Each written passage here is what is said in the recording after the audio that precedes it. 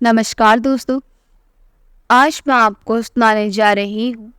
अचानक घर पहुंचे बेटे ने अपने पिता को दूसरों के घर झाड़ू लगाते देखा तो उसने अपनी पत्नी का किया ऐसा हाल कि दादाजी, आप उस आंटी को देखकर क्यों मुस्कुरा रहे थे? कौन थी आंटी? 6 साल के आर्य ने अपने दादा रामेश्वर जी से कहा। तभी रामेश्वर जी अपने पोते का मुंह दबाते हुए धीरे से बोले, अरे बेटा, ऐसी सबके सामने जोर से चिल्लाकर उस आंटी के बारे में मत बोलो ना, वरना तुम्हारी मम्मी मुझे बहुत डांटेगी।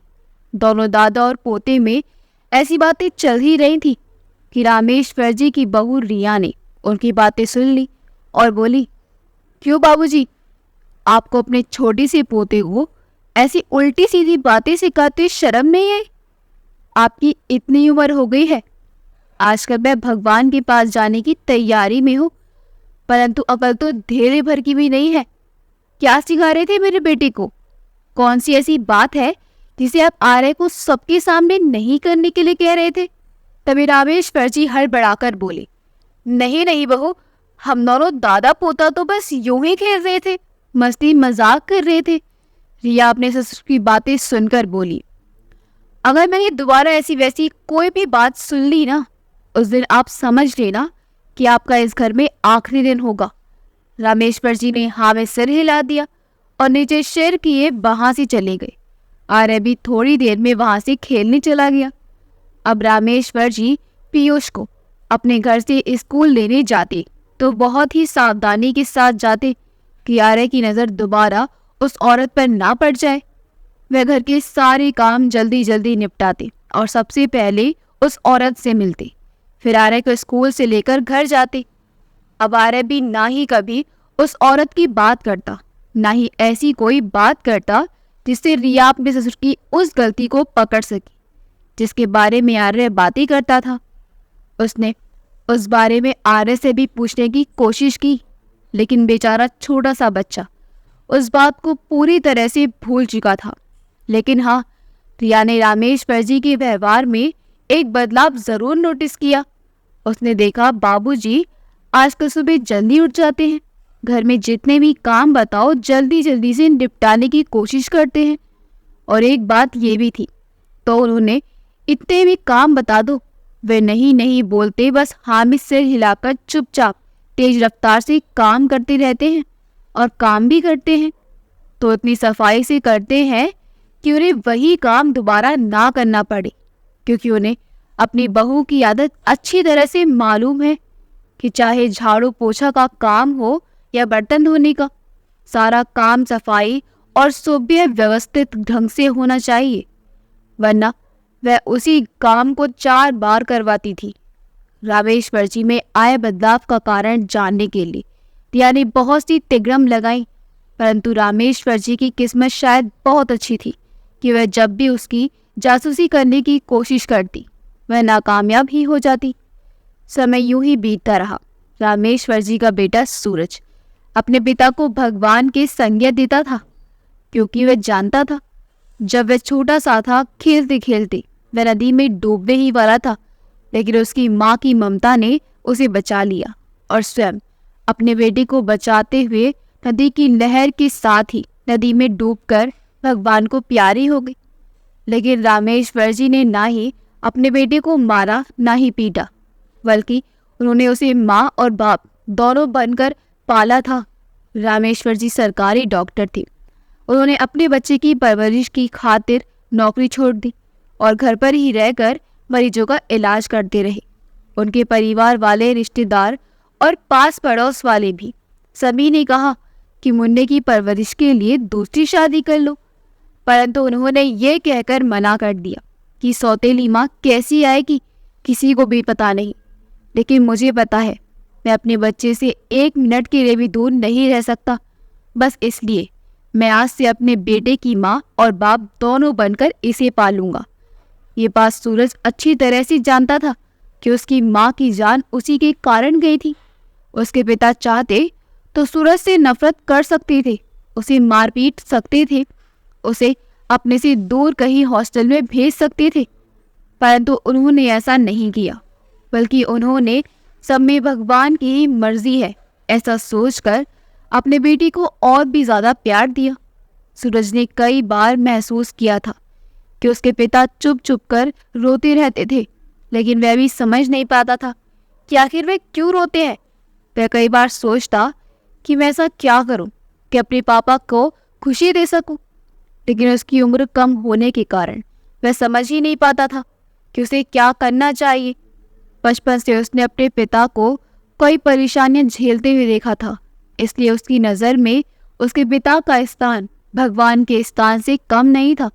उसने मन में ठान लिया था कि वह ऐसी लड़की से शादी करेगा जो उसके पिता को पूरा मान सम्मान दे, उनकी सेवा खुशी खुशी करे और उन्हें कोई कष्ट ना होने दे। इसलिए उसने रिया को शादी से पहले सब बातें अच्छी तरह से समझा दिया था कि उसके पिता को कोई परेशानी नहीं होनी चाहिए। रिया ने जब सूरज को पूरा आश्वासन दिया कि वह उसके पिता को अपने पिता के समान ही सम्मान और इज्जत देगी, इसलिए वह अपने पति की नज़रों में अच्छी बनने के लिए सूरज के सामने तो अपने ससुर रामेश्वर जी के साथ अच्छी अच्छी बातें करती, अच्छा खाने के लिए देती और ये भी कहती कि बाबूजी, आपको किसी भी चीज़ की ज़रूरत हो तो मुझसे कह दीजिएगा।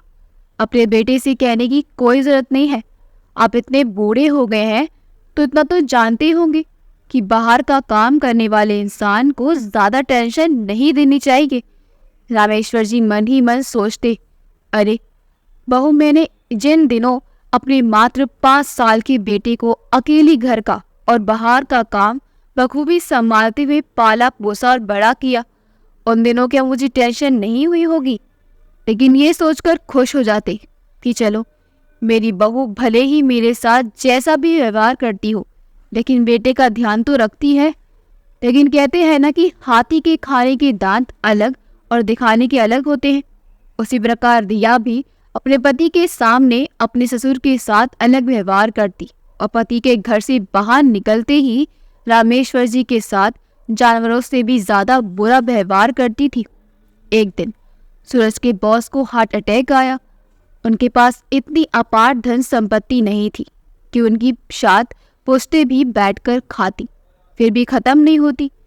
लेकिन उन्हें ये दुख था कि उनका इकलौता बेटा बहुत ही अय्याश किस्म का शराबी जुआरी और पता नहीं कितनी बुराई उसमें थी, जो एक सभ्य इंसान में बिल्कुल भी नहीं होनी चाहिए। और एक बेटी भी थी। उनका बेटा ना तो अपने पिता की बात मानता था, ना ही अपनी माँ की। उसे तो केवल एक ही चीज़ से प्यार था, वह थी शराब। वह सुबह सोकर उठते ही सबसे पहले शराब पीता, उसके बाद ही कोई दूसरा काम करता। उसने माँ पिताजी को तो वह देखना भी पसंद नहीं करता था। शराब के नशे की हालत में उसने कई बार कह दिया था कि तुम दोनों बुढ़ी बुढ़िया कब मरोगी, तुम दोनों जल्दी से मरो, तभी तो सारी संपत्ति मेरे नाम होगी। बेटे की ऐसी जली कटी बातें सुनकर दोनों माता पिता रोने के अलावा कुछ नहीं कर सकते थे। उस दिन भी उनके बेटे ने उन्हें ऐसी कड़वी बातें कही थी। उसकी कही बात उसके पिता के दिल को लग गई और उन्हें अधिक चिंता के कारण हार्ट अटैक आ गया।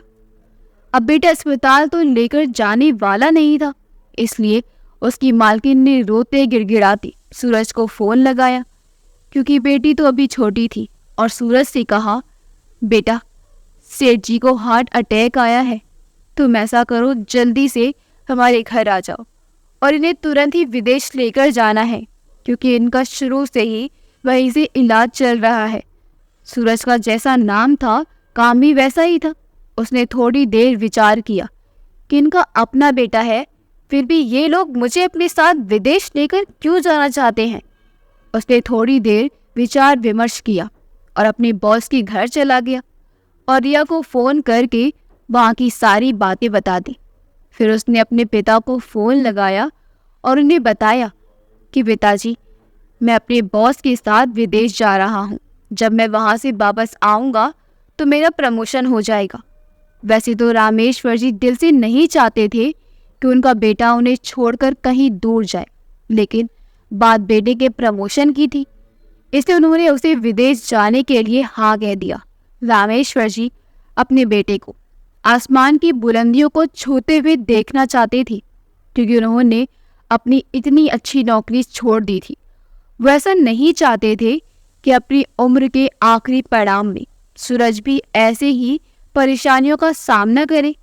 इसलिए उन्होंने उसे विदेश जाने से नहीं रोका और सूरज रिया से हाथ जोड़कर निवेदन करके गया कि उसकी अनुपस्थिति में वह उसके पिता का अच्छी तरह से ध्यान रखे। रिया ने सूरज को पूरा आश्वासन दिया कि वह उसके पिता का अच्छी तरह से ध्यान रखेगी। अब सूरज पूर्ण रूप से निश्चित होकर अपने बॉस के साथ विदेश चला गया। उधर सूरज का विदेश जाना हुआ और इधर रिया ने अपने ससुर पर जुल्म का कहर ढाने शुरू कर दिए, क्योंकि उम्र के इस पड़ाव में रामेश्वर जी रिटायर हो चुके थे, इसलिए उनके पास आय का कोई साधन नहीं था। इसलिए बहू रिया उन्हें बिल्कुल भी पसंद नहीं करती थी। उसने अपने पति के जाते ही अपने ससुर से कहा, ओए बुड्ढे, बहुत हो गया मुफ्त की रोटी तोड़ते हुए, अब यहाँ से उठ और लग जाओ काम पर। अगर आपकी जगह मम्मी जी होती तो वह करती ना ये सारे काम। जब अपने बदले मम्मी जी को ऊपर भेजे हो तो उसका काम याजा तो तुम्हें भुगतना पड़ेगा। इसलिए यहाँ से उठो और घर में झाड़ू, पोंछा, बर्तन, कपड़े सारे काम पड़े हैं। मेरे आने से पहले आप ये सारे काम करते थे ना, तो फिर आज वही सब काम करने में तो आपको कोई परेशानी नहीं होनी चाहिए। रामेश्वर जी अपनी बहू की तरफ का लाचार नजरों से देखती रह गई। उन्हें यकीन ही नहीं हो रहा था कि मात्र बेटे के घर से दूर जाने की खबर सुनते ही बहू के तेवर इतने बदल जाएंगे। उन्होंने तो इस बात की कल्पना भी नहीं की थी। वैसे तो रिया उनसे आंगन झाड़ू लगाना हो या गार्डन में पानी डालना हो या फिर बाजार से सामान लाना हो, वो सारा काम रामेश्वर जी से पहले भी करवाया करती थी। लेकिन आज तो उसने हद ही कर दी थी। बहू के रहते भी वह घर के सारे काम अपने बूढ़े ससुर से करने के लिए कह रही थी। लेकिन बेचारे वक्त के मारे रामेश्वर जी अपने बेटे के थोड़े से प्यार के लिए बहू की ऐसी जिल्लत भरी जिंदगी जीने के लिए भी तैयार थे। उन्होंने अपने मन को मजबूत किया और लग गए घर के काम करने में। रामेश्वर जी ने सारे काम बड़े ही सलीके से किए तो उनकी बहू रिया ठहाके लगाकर हंसते हुए बोली, अरे वाह वाह बाबूजी, मुझे मालूम नहीं था कि आप इतना अच्छा झाड़ू पोंछा कर लेती हो और सारे बर्तन आईने की तरह चमक रहे हैं। इनमें तो हमारा चेहरा भी आसानी से देखा जा सकता है। शाबाश बाबूजी, अब से ये तय रहा कि आप ही रोज झाड़ू पोंछा और बर्तन साफ किया करेंगे और काम वाली बाई की अब छुट्टी कर दूंगी। व्यर्थ में पैसे क्यों देने उसे? जब आप घर का सारा काम संभाल ही लोगे तो वही पैसे बचेंगे तो हम उसे या तो अपने बच्चों के लिए जमा कर रखेंगे या फिर कोई अच्छी चीज खरीद कर लाएंगे। क्यों बाबूजी, मैं सही कह रही हूँ ना? और खिलखिलाकर हंस पड़ी। लेकिन रामेश्वर जी को बहू की एक एक बातें तीर की तरह चुभ रही थी। आंखों से झरझर आंसू की धारा बह रही थी। उसी समय रिया ने देखा कि चाय के बर्तन में थोड़ा सा साबुन लगा हुआ है। उसने उस बर्तन को उठाकर गुस्से में ऐसी फेंका कि वह बर्तन उछलकर सीधे रामेश्वर जी के माथे में जा लगा और उनके माथे से खून धारा बह निकली। रामेश्वर जी अपना माथा पकड़कर वहीं बैठ गए और बोले, बहू, एक तो सुबह से मैं काम किए जा रहा हूँ और बहुत दिन हो गए मैंने बर्तन साफ नहीं किए थे, इसलिए गलती से थोड़ा साबुन बर्तन में रह गया होगा और तुमने बर्तन को ऐसे पटका कि मेरे माथे में चला गया। माथे से खून बहुत ज्यादा बहने लगा है। बहू, थोड़ी तो दया करो, थोड़ी रुई लाकर दे दो और डेटॉल की बोतल लाकर दे दो ताकि मैं अपने माथे के खून को पोंछ सकूं। बहू, मुझे भूख के कारण चक्कर भी आने लगे हैं, हो सके तो कुछ खाने का भी दे दो, फिर मैं बाद में सारे काम कर दूंगा। तभी रिया ने रामेश्वर जी को उनका नया कुर्ता लाकर दिया और कहा, ले बुड्ढी, इससे अपना खून साफ कर ली। मेरे पास इतना फालतू का समय नहीं है कि तेरे लिए रुई और डेटॉल ढूंढती फिरूं। इससे पहुंच ले, अब इस बुढ़ापे में तुझे जाना भी कहाँ है। कहकर वे वहां से चली गई।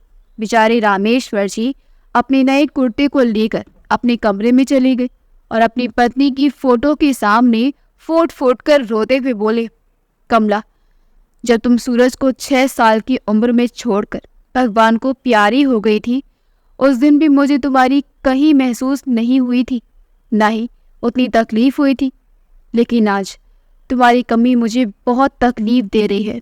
कबला, आज तुम यहाँ मेरे साथ मेरे पास होती तो किसी की हिम्मत नहीं होती मुझे कुछ भी कहने की। उन्होंने अपने मन की सारी भड़ास अपनी पत्नी की फोटो के सामने निकाल दी और अपने माथे पर बांधने के लिए कुछ कपड़ा ढूंढने लगे। तब उन्हें याद आया, कमला पहले ऐसी छोटे मोटे चोट पर तो हल्दी और गाय का घी लगा दिया करती थी। उन्होंने भी अपने घर की अलमारी में बैंडेज पट्टी ढूंढी और हल्दी और घी को गर्म करके अपने माथे पर लगा लिया और अपने माथे के चारों ओर उस बैंडेज पट्टी को बांध लिया और फिर से काम में लग गए, क्योंकि बहू ने उन्हें सख्त हिदायत दे रखी थी कि अगर उन्होंने सारे काम समय पर नहीं किए तो वह उन्हें खाना नहीं देगी। मर्दा क्या न करता, यही हाल था रामेश्वर जी का भी। इसलिए उन्होंने अपने पेट की खातिर ही सही उन्होंने फिर से काम करना शुरू कर दिया। सबसे पहले उन्होंने उस बर्तन को साफ किया जिसमें साबुन चिपका हुआ था। बहू ने देखा ससुर जी बर्तन साफ कर रहे हैं, तो क्यों ना और भी ढेर सारे बर्तन जिनमें उन्होंने नाश्ता किया था उन बर्तन को भी वहां ले जाकर रख दिया जाए, ताकि उसका बुजुर्ग ससुर सारे बर्तन को अच्छी तरह से चमका दे। बेचारे रामेश्वर जी तो सिर्फ एक बर्तन को ही साफ करनी बैठी थी, लेकिन बहू ने जब ढेर सारे लाकर दिए तब भी उन्होंने उससे कुछ नहीं कहा और चुपचाप आंसू बहाते हुए सारे बर्तन धोने लगे। जब उनके सारे बर्तन धोकर साफ हो गए तो उसने कहा, बाबूजी, मैंने आपसे कहा था ना मेरी स्कूटी को अच्छी तरह से साफ कर देना, आपने अभी तक साफ क्यों नहीं की? मुझे अभी के अभी बाजार जाना है, आर्य के स्कूल में कुछ कार्यक्रम है, उसके लिए कुछ सामान लाकर देना है। कामचोर कहीं के, जाओ पहले मेरी स्कूटी साफ करके दो, वरना आज मैं आपको खाना नहीं दूंगी। उन्होंने मन महसूस कर उसकी स्कूटी साफ की और इस आशा के साथ बरामदे में रखी कुर्सी पर जाकर बैठ गई कि बहू अब तो उन्हें खाने के लिए देगी ही। लेकिन पत्थर दिल रिया का दिल कहाँ पिघलने वाला था। उसने कहा, हाँ तो बाबूजी, आप स्टोर रूम और पीछे के आंगन में रखे कबाड़ में से जो काम की चीज हो उसे एक साइड में रख दीजिए और जो काम की नहीं है उन्हें एक साइड में रख दीजिएगा, ताकि कल कबाड़े वाला आएगा तो मैं उन्हें बेच सकूं। रामेश्वर जी अपनी बहू की बातें सुनकर फफक कर रो पड़े। तभी रिया बोली, क्या हुआ बाबूजी, मैंने सब क्या कह दिया आपको जो आपने रोना धोना शुरू कर दिया? अरे कभी तो मार खाकर भी उफ तक नहीं करते और आप हो कि रोना धोना मचा कर रख दिया है। मुझे ऐसा किसी का रोना धोना बिल्कुल भी पसंद नहीं है। चलिए जाइए, पहले उस काम को निपटाओ और अब आपका कोई बहाना नहीं चलेगा, वरना मुझसे बुरा कोई नहीं होगा। कहकर उसने अपनी स्कूटी उठाई और बाजार चली गई, बिना कुछ ये जाने कि रामेश्वर जी क्या चाहते हैं। रामेश्वर जी अस्थमा के मरीज थे, इसलिए वे उस डस्ट वाली जगह को साफ नहीं करना चाहते थे। इसलिए उन्होंने वह काम नहीं किया जो काम उनकी बहू ने उन्हें बताया था, बल्कि उन्हें काम करने की बजाय अच्छे से हाथ मुंह धोए और रसोई में जाकर अपने लिए एक थाली में खाना लगाया और डाइनिंग टेबल पर जाकर खाना खाने लगे। उन्होंने केवल 2 निवाले ही खाए थे कि फिर से बहू उन्हें घर में आ धमकी, क्योंकि वह अपना पर्स घर में ही भूल गई थी। जब एक दुकान से उसने सामान खरीदा और पैसे देने के लिए पर्स को ढूंढा, तब उसे याद आया कि उसका पर्स तो घर पर ही रह गया है। इसलिए वो अपना पर्स लेने आई थी। लेकिन जब उसने अपने ससुर को खाना खाते देखा तो उसका गुस्सा तो साथ में आसमान पर चढ़ गया। ससुर के सामने रखी थाली को धड़ाम से जमीन पर पटकते हुए बोली, चल बुढ़े, ये फर्श पूरा गंदा हो गया, इसे जल्दी से साफ कर। और मैंने तुझे कौन सा काम करने के लिए कहा था और तू कौन सा काम कर रहा है? रामेश्वर जी अपनी आंखों में आंसू लिए बोले, बहू, तुम्हें मालूम है ना कि मैं अस्थमा का मरीज हूँ और वह स्टोर रूम कई दिनों से बंद पड़ा है। अगर मैंने उस रूम की सफाई की तो ज़रूर बीमार पड़ जाऊंगा, फिर तुम्हें ही पैसे खर्च करने पड़ेंगे। इसलिए मेरी बीमारी में हज़ारों रुपए खर्च ना करके क्यों ना किसी मजदूर से 200 रुपये देकर उस काम की सफाई करवा लो। रिया अपने ससुर की बातें सुनकर घुर्राती हुई बोली, पैसे क्या पेड़ पर लगते हैं जिन्हें तोड़कर ले आऊं और सबको बांटती फिरूं? और ये मुफ्त की सलाह अपने पास रख। तुझसे किसी ने मांगी क्या? जितना कहा जा रहा है उतना ही कर, वरना तुझे यहाँ रहना भी नसीब नहीं होगा, समझे? कहकर वह फिर से अपना पर्स लेकर बाहर चली गई। बेचारे रामेश्वर जी ने फर्श पर फैले सारे खाने को उसी प्लेट में उठाया और डस्टबिन में डाल दिया और भूखे पेट ही लग गए काम पर। उस दिन उन्हें कुछ भी खाने के लिए नहीं मिला। रिया जब शाम तक घर पहुंची तो पूरा घर साफ सुथरा मिला। वह मन ही मन बहुत खुश हो रही थी। उसने अपने ससुर से कहा, बाबूजी, आपको रोज शिकायत रहती है ना कि मैं आपको भरपेट खाना नहीं देती, तो चलिए मैं आपकी ये शिकायत भी दूर कर देती हूँ। हमारे पड़ोस में ही शर्मा अंकल ने बेटे की शादी है, उनके घर में साफ सफाई करने के लिए वर्कर चाहिए। ऐसा कीजिए, उनके घर जाकर आप साफ सफाई का काम कर दीजिए, ताकि वे लोग आपको पैसे के साथ साथ भरपेट खाना भी देंगे। बहू की बात सुनकर रामेश्वर जी आश्चर्यचकित रह गए कि चलो बहू घर के काम करवाती है, वहां तक तो ठीक है, लेकिन दूसरे के घर की साफ सफाई भी, वह भी पड़ोसी के घर, जहां मुझे सभी लोग जानते हैं। उन्होंने अपनी बहू से कह दिया कि वह उनके घर जाकर साफ सफाई नहीं करेंगे। रिया ने जब अपने ससुर की ऐसी बातें सुनी तो वह गुस्से से आग बबूला हो गई और उसने एक लोहे का डंडा उठाया और रामेश्वर जी को जान से मार डालने के लिए दौड़ी। रामेश्वर जी डर के मारे थर थर कांपते हुए बोली, बहू, मुझे मत मारो, मैं वहां जाकर साफ सफाई कर दूंगा।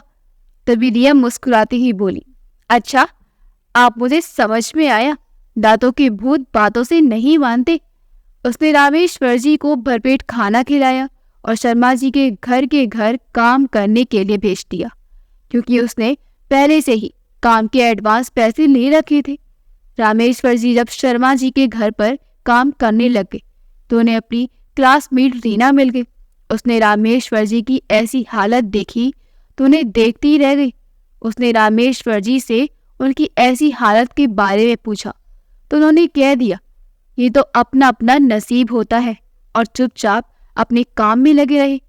जब सुबह से दोपहर और दोपहर से शाम हो गई, तब रात का खाना खाकर रामेश्वर जी अपने घर जाने लगे। तभी रीना ने आवाज लगाई, राम, मुझे तुमसे कुछ जरूरी बात करनी है। रामेश्वर जी बोली, आज रात बहुत ज्यादा हो गई है, कल सुबह बात करेंगे। कि अगर वह जल्दी जल्दी अपने घर चली गई। उस रात वह ढंग से सो नहीं पा रहे थे, क्योंकि रह रहकर उन्हें रीना की याद आती रहती थी। दरअसल रीना उनके कॉलेज की सबसे होशियार लड़की थी और रामेश्वर जी सबसे होशियार लड़के थे। इसलिए सभी लोगों की जुबान पर हमेशा यही नाम रहता था कि इन दोनों को भगवान ने एक दूसरे के लिए ही बनाया है। इनकी जोड़ी खूब जमेगी। कॉलेज में कोई भी फंक्शन होता, दोनों को ही उसकी जिम्मेदारी दी जाती थी। इसलिए हमेशा रीना को लगता था राम किसी न किसी दिन उसे ये आकर कहेगा कि उसके बिना वह अधूरा है। इसलिए उसने अभी तक शादी नहीं की थी। लेकिन परिवार के दबाव में आकर रामेश्वर जी ने कमला जी से शादी कर ली थी और उनका एक बेटा भी था, सूरज, जिसकी पत्नी ने आज अपने ससुर को वहां काम करने के लिए भेजा था। हीना की यादों में खोए रामेश्वर जी को कब नींद आ गई पता ही नहीं चला। जब सुबह उठे तो बहू ने सबसे पहले अपने घर के सारे काम करवाए, फिर शर्मा जी के घर काम करने भेज दिया। जैसा हाल रामेश्वर जी का था वैसा ही कुछ इधर हीरा का भी था। वह भी उस रात ठीक से सो नहीं पाई थी। उसने जैसे ही रामेश्वर जी को देखा वह बहुत खुश हुई। अब रामेश्वर जी जहां जहां सफाई करने जाती वहां उनके पास कचरा उठाने वाली प्लेट लेकर जाती। इस प्रकार रामेश्वर जी का काम थोड़ा आसान हो जाता। अब रीना जी ने रामेश्वर जी से बात करनी शुरू की तो एकांत में जाकर रामेश्वर जी ने सारी बात रीना को बता दी। रीना ने सूरज का फोन नंबर रामेश्वर जी से मांगा, ये कहकर कि कभी जरूरत पड़ी तो मैं तुमसे बात कर सकूं, क्योंकि तुम्हारी बहू ने तो तुम्हारा मोबाइल अपने पास रख लिया है। तीसरे दिन फिर रामेश्वर जी शर्मा जी के घर के सामने की सड़क को साफ कर रहे थे। उसी समय कोई आदमी बड़े ही चमचमाते हुए जूते पहनकर उनके सामने खड़ा हो गया। तभी रामेश्वर जी अपनी नजर ना उठाते हुए बोले, साहब आप एक तरफ चली जाइए और मुझे झाड़ू लगाने दीजिए, वरना आपकी ये चमचमाते हुए जूते गंदे हो जाएंगे। वह आदमी वहां से हटा ही नहीं। तब रामेश्वर जी ने जैसे ही ऊपर नजरें उठाई तो वह शख्स कोई और नहीं बल्कि उनका बेटा सूरज ही था, जिसे रीना ने ही फोन करके सारी हकीकत बताई थी। किस तरह उसकी पत्नी ने उसके पिता से उसका मोबाइल अपने कब्जे में कर लिया है और इन्हें नौकर की तरह घर के काम तो करवाती है, साथ ही साथ बाहर भी काम करने के लिए भेजने लगी है। तभी सूरज ने अपने पिता को हाथों से उठाया और अपनी छाती से लगाकर दहाड़ी मारकर रोने लगी और बोला, और कब तक पिताजी, कब तक आप रिया की जातियां सहती रहेंगी? आपने पहले मुझे क्यों नहीं बताया कि वह आपके साथ इतना अत्याचार करती है? मैं तो समझ रहा था कि वह आपका अच्छी तरह से ध्यान रख रही है। मैं नहीं जानता था कि मेरे पीछे आपके साथ इतना बुरा व्यवहार कर रही है। उसी समय शर्मा जी भी बाहर आ गए और बोले, रामेश्वर जी आपने अभी तक झाड़ू नहीं लगाई क्या? चलिए, इधर घर में कितना गंदा पड़ा हुआ है, जल्दी से जल्दी साफ कीजिए, वरना मैं तुम्हारी बहू को बता दूंगा कि ये काम चोरी कर रहे हैं। उसी समय सूरज ने अपना चेहरा नकाब से ढक लिया और अपनी आवाज बदलकर बोला, आप कौन होते हैं इन्हें काम बताने वाले? ये अब से आपके घर का काम नहीं करेंगे तो आप क्या कर लेंगे? शर्मा जी उस पर बरस पड़ी और बोली, अरे तो कौन है रे? मैंने इसकी बहू को इसके काम के बदले पूरे 30,000 रुपए दिए हैं। अगर इसने काम पूरा नहीं किया तो इसकी बहू से पूरे 60,000 वापस लूंगा और उसकी बहू की बदनामी करूंगा, वो अलग। अब तुम ही सोच दो, इस बुड्ढे को काम करने दोगे या मेरे 60,000 वापस लोगे? सूरज ने उसी समय 30,000 रुपए निकालकर शर्मा जी को दिए और अपने पिता को अपने साथ लेकर जाने लगा। तब भी मीरा बोली, रुको बेटा, इन्हें कहाँ लेकर जाओगी? सूरज बोला, अपने घर, और कहाँ? तभी रीना बोली, बेटा ऐसा करो, इन्हें मेरे घर पर लेकर चलो और अपनी पत्नी से जाकर पूछना कि तुम्हारे पिता कहाँ हैं। सूरज को मीरा की बात अच्छी लगी। उसने अपने पिता को रीना के घर पहुंचाया और अपने घर गया। रिया उस समय अपनी माँ से खुश होकर बातें कर रही थी। माँ, हमारा प्लान काम कर गया। सूरज आएगा तो अपने पिता के बारे में जरूर पूछेगा, तो कह दूंगी अपने दोस्त के घर गए हैं और मैंने उन्हें पहले ही बता दिया है कि सूरज की गैर हाजिरी में मैंने उनके साथ जो भी कुछ पिया है वो कुछ भी ना बताएं, वरना उसे हमेशा भूखा ही रहना पड़ेगा और इस घर में रहने भी नहीं दिया जाएगा। सूरज ने रिया की सारी बातें सुन ली। सूरज ने दरवाजा खटखटाया। तभी रिया हड़बड़ाकर उठी और बोली, अरे सूरज, तुम कब आए? तुम्हें तो आने का समाचार भी नहीं दिया और यूं ही पहुंच गए। क्यों, मुझे अपने घर में आने के लिए किसकी परमिशन लेने की जरूरत है क्या? सूरज बोला। रिया हंसकर बोली, अरे नहीं बाबा, मेरे कहने का वैसा मतलब नहीं था। मैं तो कह रही थी कि बस इतना ही कह पाई थी कि सूरज बोला, अच्छा रिया, पिताजी कहाँ हैं? दिखाई नहीं दे रहे। और मैंने उनकी मोबाइल पर कई बार फोन लगाया लेकिन फोन भी नहीं लगा। क्या बात है, पिताजी कहाँ हैं और उनके मोबाइल को क्या हुआ? पिताजी के बारे में क्या बताए ये सोचकर रिया घबरा गई। उसने कहा, बाबूजी तो पड़ोसी के घर गए हैं। सूरज बोला, जाओ बुला कर लाओ। तब रिया बोली, नहीं नहीं, कल गए थे, आज तो अपने दोस्त के घर गए हैं। कब तक आ जाएंगे? सूरज ने पूछा। रिया बोली, पता नहीं। अरे तुमने उन्हें बिना मोबाइल के कैसे जाने दिया? और कौन सी दोस्त के घर गए हैं बताओ, मैं भी जाकर उसे मिलकर आता हूँ। रिया पसीने से लथपथ हो गई। रिया सूरज के लिए ट्रे में पानी लेकर आई। मैं पानी ट्रे सहित जमीन पर गिर गया। सूरज ने रिया का माथा छुआ और बोला, अरे रिया, तुम्हें इतने पसीने क्यों आ रहे हैं? ऐसा लग रहा है जैसे तुमने कई शेर एक साथ देख लिए हो, जैसे तुम्हारी सांसें अटक गई हो। रिया बात बनाते हुए बोली, अरे वो हाँ, कहते हुए थर थर कांपती रह गई। सूरज ने देखा कि पिताजी का मोबाइल तो रिया के बिस्तर पर ही पड़ा हुआ है। उसने कहा, अच्छा, तो तुमने पिताजी को जानबूझकर मोबाइल नहीं दिया है ताकि वो मेरे साथ बात ना कर सके? ताकि वो मुझे सारी तुम्हारी सच्चाई ना बता सके। रिया बोली, नहीं सूरज, ऐसी बात नहीं है। तब सूरज गुस्से में दहाड़ते हुए बोला, तो कैसी बात है? सही सही बता दो, रिया के पिताजी कहाँ हैं, वरना मैं तुम्हें अभी के अभी पुलिस के हवाले कर दूंगा। तब रिया ने जैसे जैसे जुर्म रामेश्वर जी के साथ किए थे उसने अपने सारे जुर्म कबूल कर लिए। सूरज ने उसे रिकॉर्डिंग कर ली थी।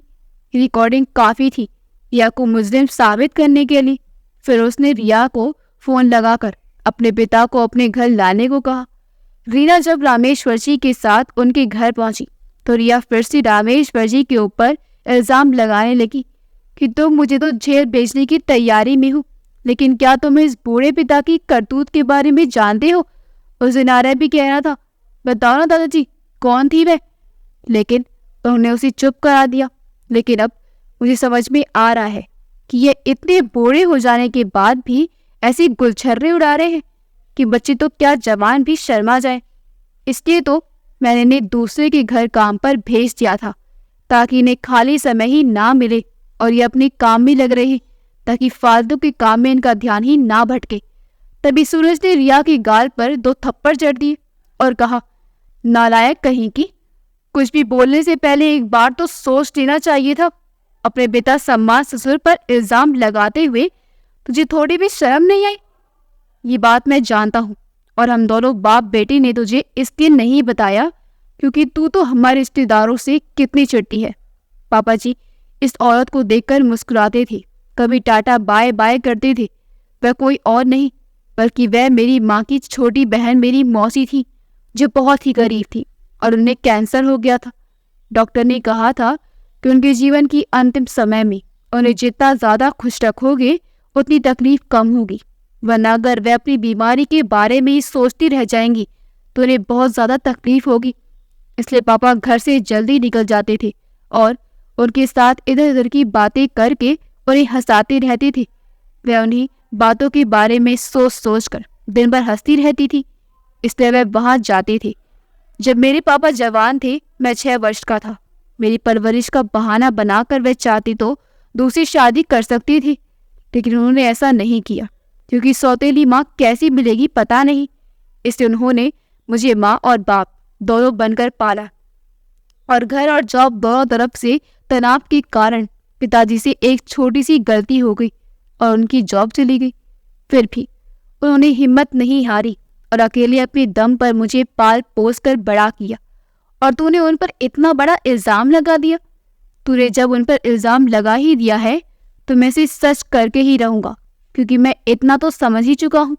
जब तक मेरे पिताजी जवान थे अपना काम अकेले कर लिया करते थे, लेकिन अब बुढ़ापे में उन्हें कोई ना कोई साथ देने वाला होना ही चाहिए। इसलिए अब मैं अपने पिता का विवाह आंटी से करूँगा, क्योंकि मुझे पता है रीना आंटी ने भी आज तक शादी नहीं की, क्योंकि वह मेरे पापा को ही पसंद करती थी। लेकिन मेरे पापा इस बात से अनजान थे। उसने रीना से उसकी राय पूछी और बड़े ही सादगी ढंग से दोनों की शादी करवा दी और अपने पिता को कष्ट देने के जुर्म में रिया को जेल की सजा करवाई। आर्य भी अब अपनी मम्मी को याद नहीं करता था, क्योंकि वह जब भी अपने दादाजी के साथ हंसता खेलता था तो उसकी माँ रिया उसे बहुत डांटती और मारती थी, जबकि उसे अपने दादू बहुत पसंद थे। इसलिए अब वह अपने दादू के साथ ही रहना चाहता था। उधर बॉस ने जब सूरज के निर्णय के बारे में सुना तो वे बहुत ही खुश हो गए। उन्होंने अपनी बेटी की शादी सूरज से करवा दी, क्योंकि अब रिया को उम्र कैद की सजा सुना दी गई थी, क्योंकि उसने रामेश्वर जी को जान से मार डालने की साजिश भी की थी। अब सूरज की शादी बॉस की बेटी प्रिया के साथ हो गई। प्रिया देखने में जितनी सुंदर थी, चरित्र में भी उतनी ही अच्छी थी। उसने अपने सास ससुर की खूब सेवा की और सूरज के बॉस ने अपनी प्रॉपर्टी का आधा हिस्सा प्रिया के नाम कर दिया और आधा हिस्सा अपने नाम रखा, ताकि उन्हें बुढ़ापे की सहारा हो सके और अपने बेटे को एक फूटी कौड़ी तक नहीं दी, क्योंकि वह तो बुरी आदतों से घिरा हुआ था। उसने जितना भी धन दे दे वैसे पूरा ही नष्ट कर देता। इसलिए उन्होंने ऐसा कदम उठाया। रिया जेल में बैठे बैठे अपने गुनाहों के लिए पछताती रही। उसी प्रकार सेठ जी का बेटा नशे में डूबा रहता था। वो अब भी पछताता रहता कि उसने समय रहते अपने माता पिता का दिल जीत लिया होता तो आज करोड़पति से रोड़पति नहीं बनता। कम से कम मेरे सिर पर छत तो होती, लेकिन अब तो वह भी छीन गई है। अब वह रोज ही अपने माता पिता से माफ़ी मांगता, तो दया करके सूरज के बॉस ने अपने हिस्से का आधा हिस्सा उसे दे दिया। उनका प्रॉपर्टी देने का क्या हुआ, मैं फिर से वही काम करने लगा। रोज ही नशे में डूबा रहता था और एक दिन ऐसा आया कि वह पागल हो गया।